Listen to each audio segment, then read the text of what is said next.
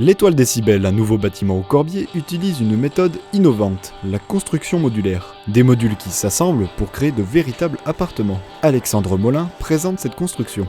Alors l'Étoile des Cybèles est une résidence qui va être construite à partir du procédé du modulaire. C'est-à-dire qu'on a fait du hors-site en construction.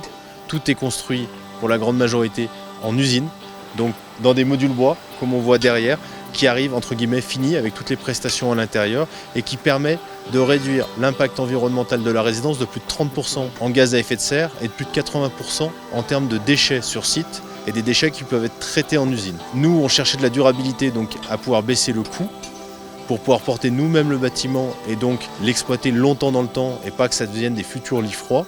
Et on a réussi en même temps à diminuer l'impact de la construction et donc l'impact environnemental de notre projet. Alors le bâtiment va faire 8000 m², va comporter 99 appartements de 6 à 10 personnes.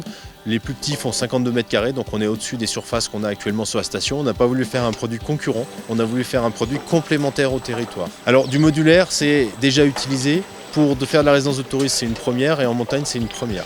C'est le bâtiment le plus haut en modulaire en France aujourd'hui. Nous, l'entreprise Barrel et Pelletier, nous sommes chargés de la totalité des autres corps d'État, les corps d'État techniques, plomberie, électricité.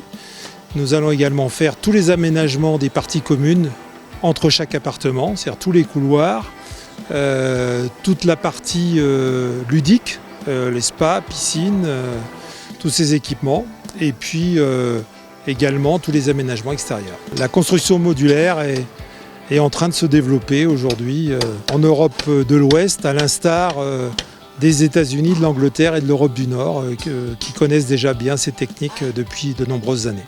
Direction l'intérieur d'un module pour découvrir l'appartement. Alors là, cet appartement est arrivé il y a une semaine, il a été posé. On voit que les salles de bain sont faites, sont finies, que toutes les pièces sont faites, que la plomberie est en place, que la cuisine derrière moi est en place. On va même jusqu'à avoir déjà, au moment de la livraison, les poubelles à l'intérieur de la cuisine.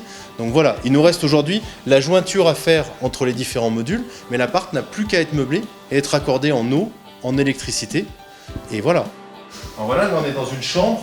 Il nous reste les lits, les luminaires installés, la télévision et les placards sont déjà en place. Donc voilà, on a vraiment quasiment plus rien à faire.